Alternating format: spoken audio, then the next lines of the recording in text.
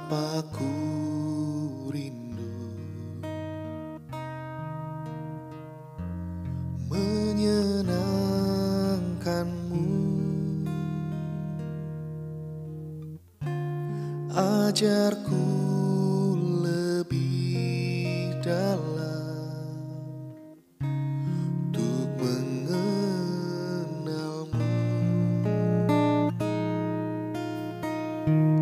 Bapakku pintar, layakkan aku, bawaku untuk menyembahmu di balik tirai yang suci. Bertemu muka dengan muka, tenggelam di dalam kasih-Mu Bapa. Oh Tuhanku, rindukan selalu diam dalam bait-Mu.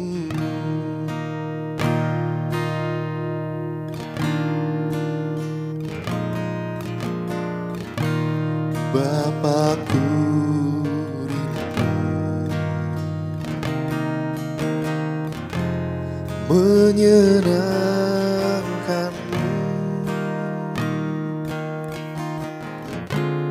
ajarku lebih dalam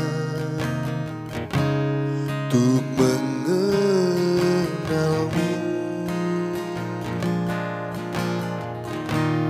Bapakku pintar, layakkan aku, bawaku untuk menyembahmu di balik tirai yang suci. Bertemu muka dengan muka, tenggelam di dalam kasih-Mu Bapa. Oh Tuhanku, rindukan selalu diam dalam bait-Mu. Bertemu muka dengan muka, tenggelam di dalam kasih-Mu Bapa. Oh Tuhanku, rindukan selalu diam dalam bait-Mu.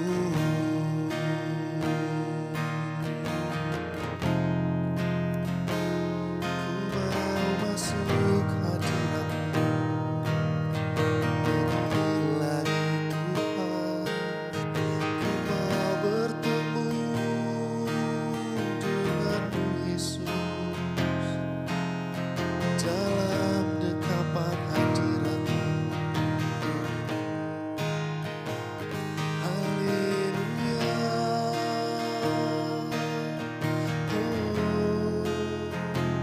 Menyembah-Mu Tuhan dalam dekapan kasih Tuhan.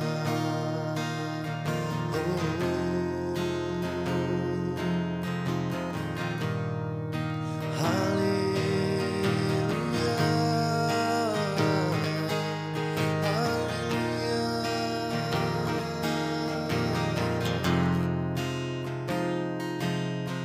Menikmati kehadiran-Mu, menikmati kasih-Mu.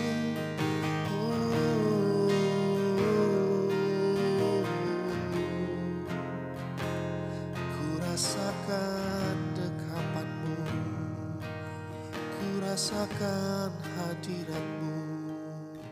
Tuhan.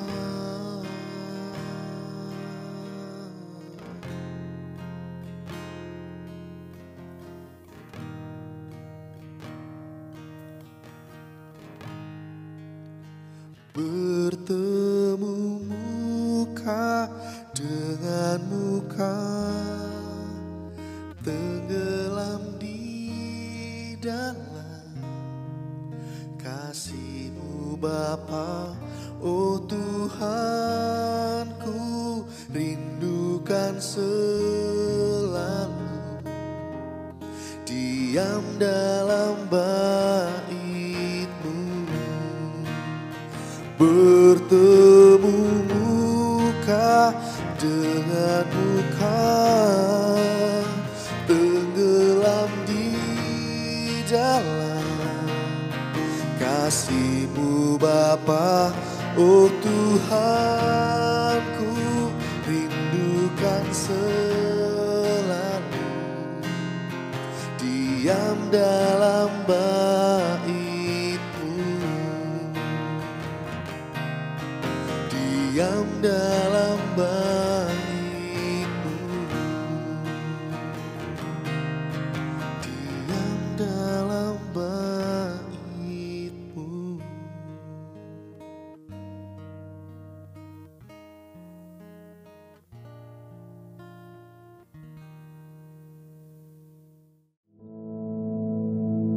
Our Father, which art in heaven, hallowed be thy name.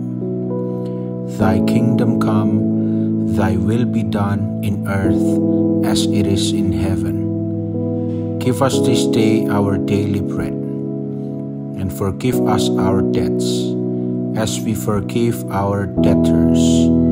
And lead us not into temptation, but deliver us from evil.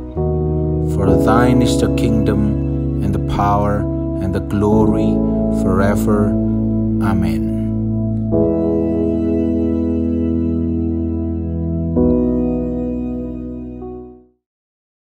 Puji Tuhan, saudara-saudaraku sekalian yang kekasih. Kita bertemu kembali itu hanya karena kemurahan Tuhan, ya. Oleh sebab itu, pertemuan ini akan kita manfaatkan untuk merenungkan firman Tuhan, ya. Dan untuk itu mari kita doa lebih dulu. Bapa kami yang di surga, pertemuan yang Tuhan berikan untuk bisa bersama-sama menikmati firman Tuhan. Supaya dengan firman Tuhan ini kami dibawa lebih naik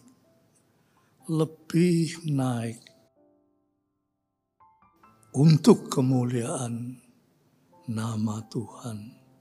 Terima kasih Bapa, dalam nama Yesus Kristus. Amin.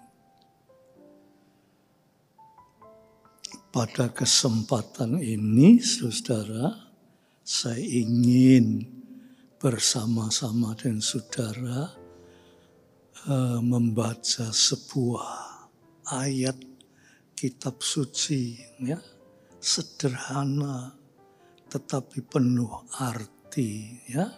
Ayo saya bacakan di dalam Matius pasal yang ke-10. Matius pasal 10 ayat yang ke-16.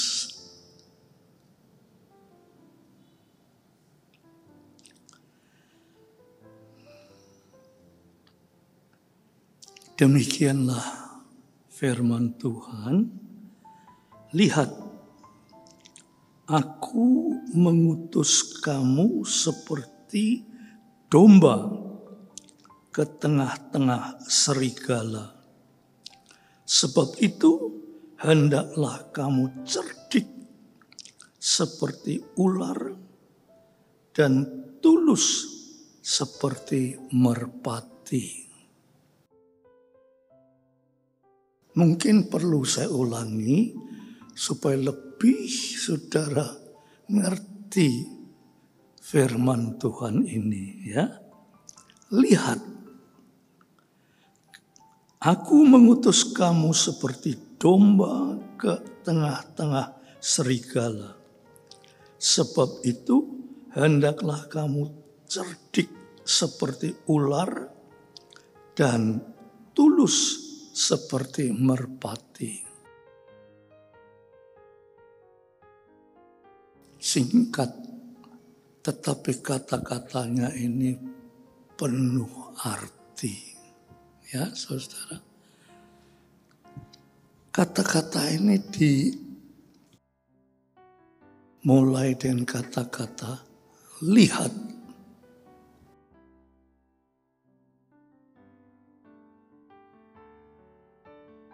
Pengertiannya, saudara. Pengertiannya. Kita ini hidup diciptakan oleh Tuhan itu dilengkapi untuk seluruh hidup kita. Ya. Di antaranya Tuhan bilang, lihat. Kalau kita berbicara tentang lihat, itu luar biasa, saudara.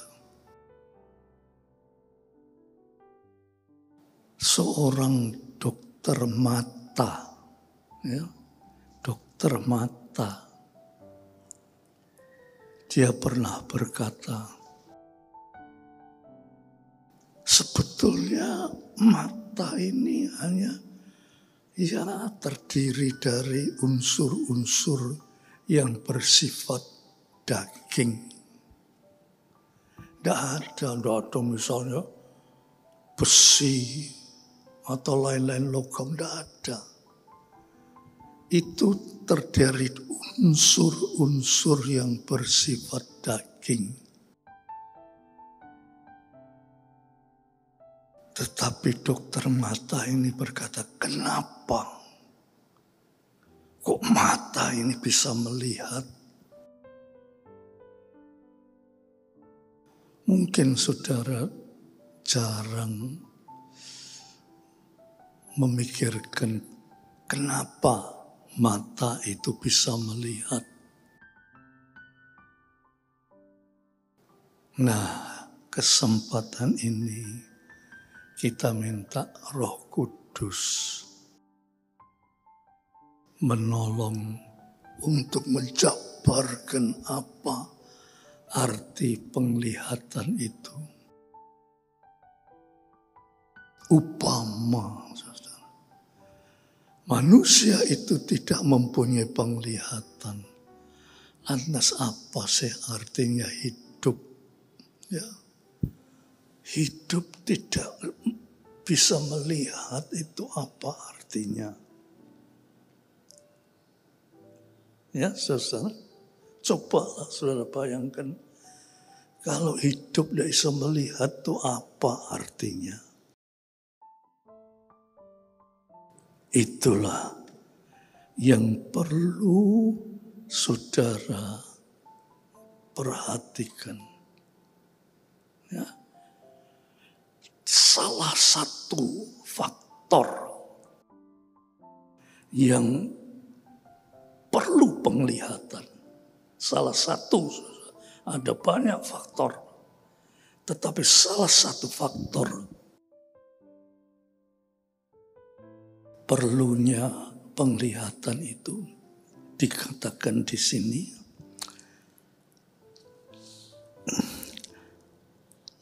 aku mengutus kamu seperti domba ke tengah-tengah serigala. Nah, aku mengutus kamu seperti domba di tengah-tengah serigala. andai kata tidak ada penglihatan, saudara. Ya apa domba-domba di tengah-tengah serigala itu.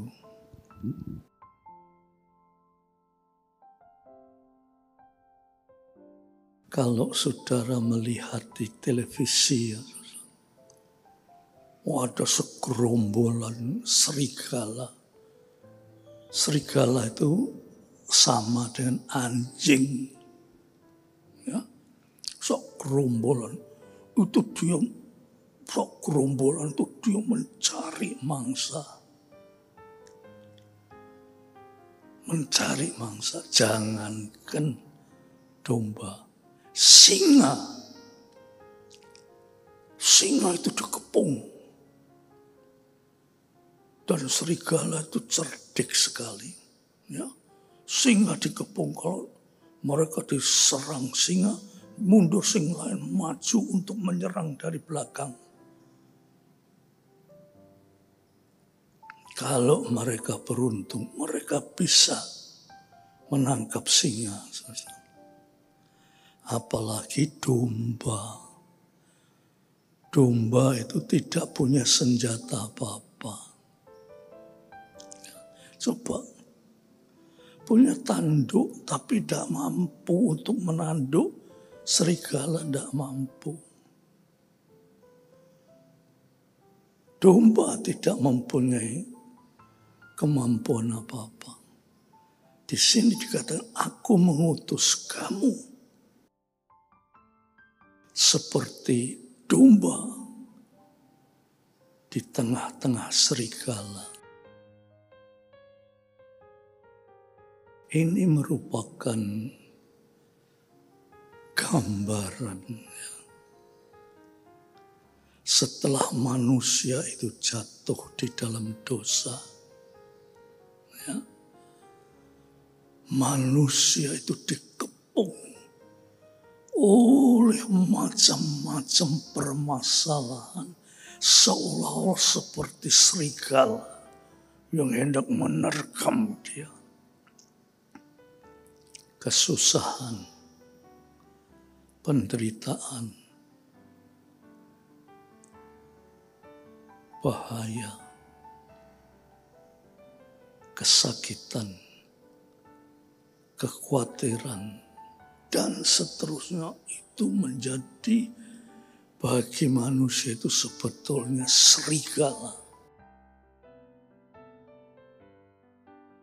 Kalau domba itu tidak mempunyai kemampuan untuk mengatasi macam-macam itu, dia dimakan oleh macam-macam penderitaan, kesusahan, kekhawatiran, kegelisahan, bahaya, sakit, mati.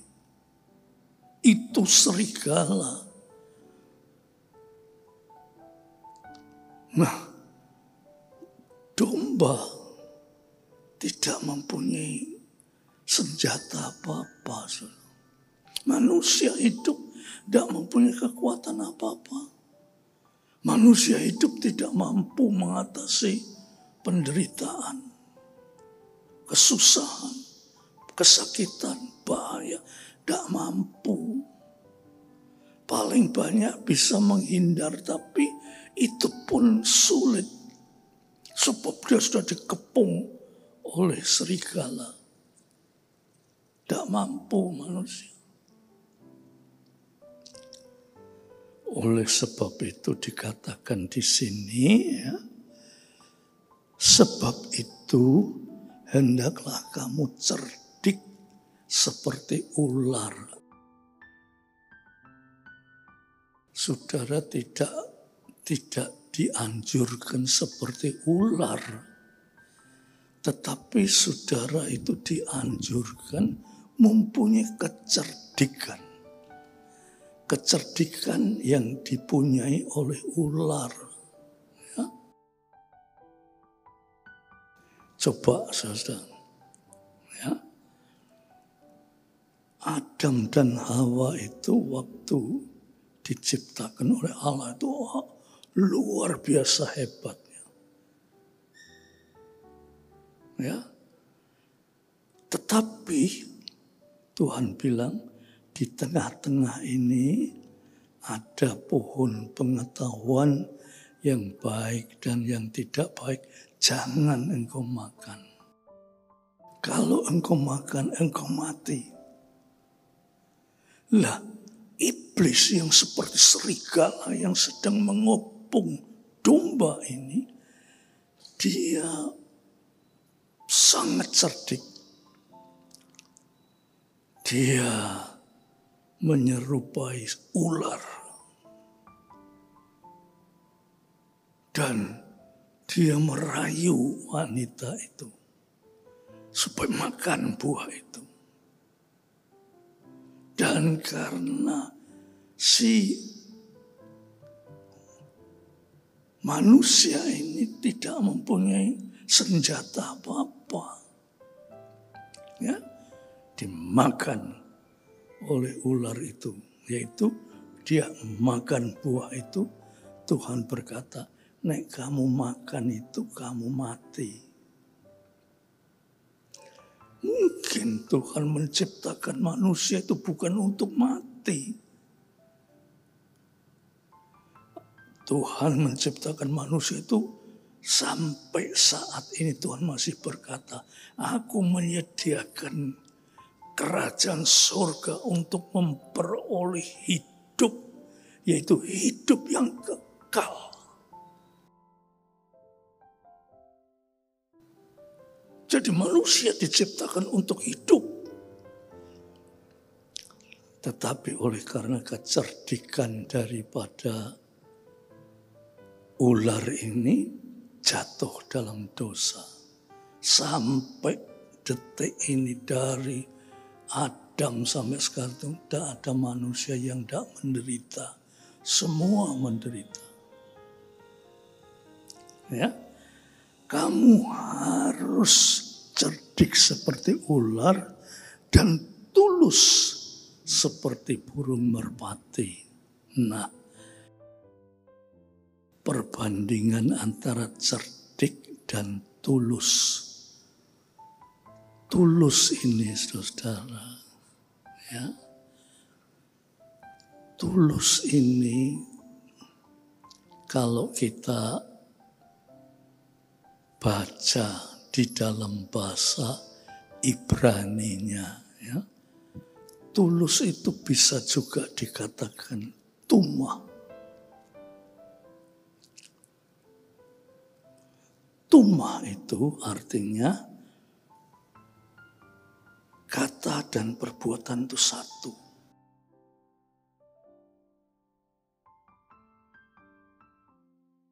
Jadi apa yang engkau katakan itu satu dengan apa yang engkau perbuat.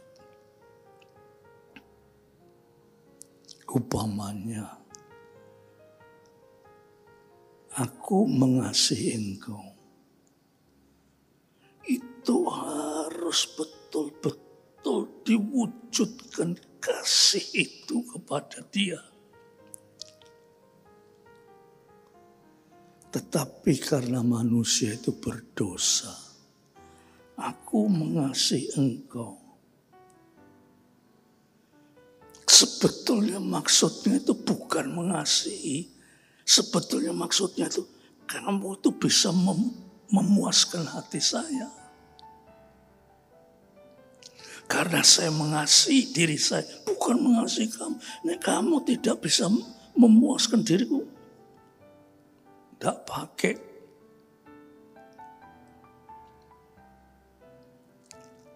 Itu sebabnya dikatakan tulus.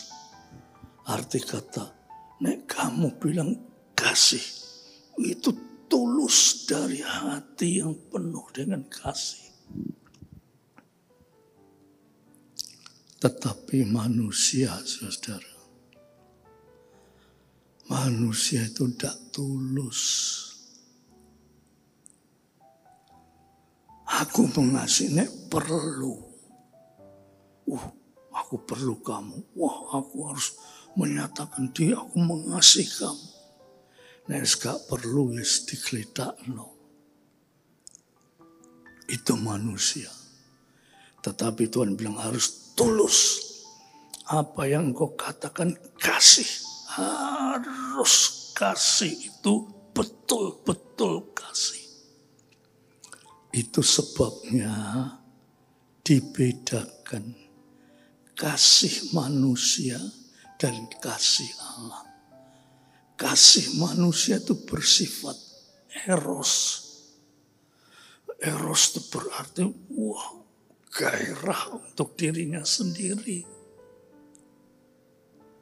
Tetapi kasih Allah, Tuhan bilang, kasihilah Allah Tuhanmu dengan segenap hati,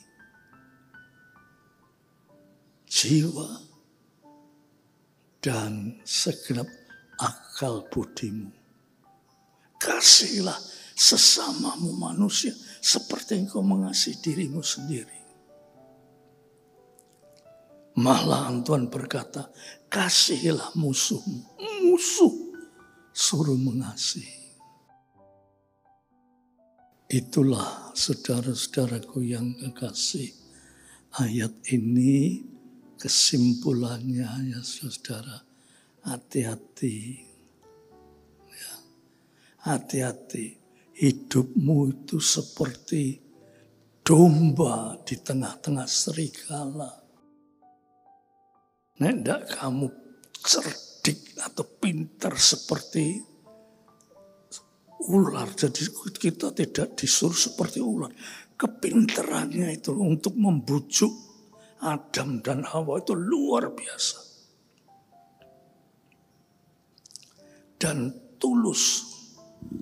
Kita ini tidak boleh pelin-pelan. Ya. Tulus. Saudara, sebagai anak-anak Tuhan, ya, kita itu harus tulus. Apa yang kita ucapkan,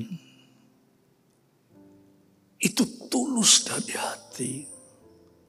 Jadi bukan omong, tapi perbuatannya lain. Itu tidak tulus. Ya, saudara.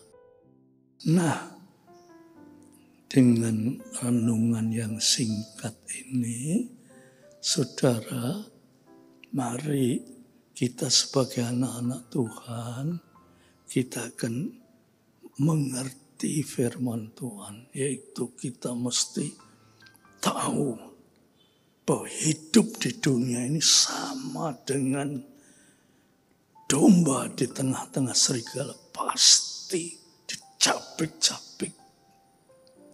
Sedangkan domba tidak punya kemampuan untuk mengatasi serigala.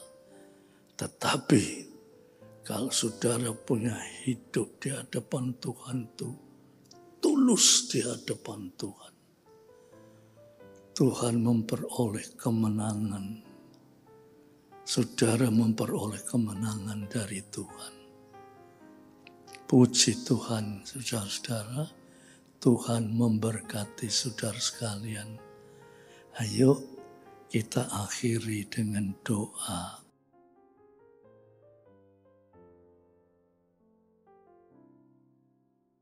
Bapa yang ada di dalam surga, kiranya dengan renungan singkat ini kami boleh masuk lebih dalam lagi untuk mengerti kebenaran firman-Mu. Roh Kudus, tolonglah kami supaya kami bisa menjadi anak-anak-Mu yang tulus seperti burung merpati. Terima kasih Bapa. Biar damai sejahtera Bapa, berkat rahmat kasih Yesus Kristus, persekutuan oleh Roh Kudus atas saudara-saudara semua sampai Maranatha. Dalam nama Yesus Kristus Amin.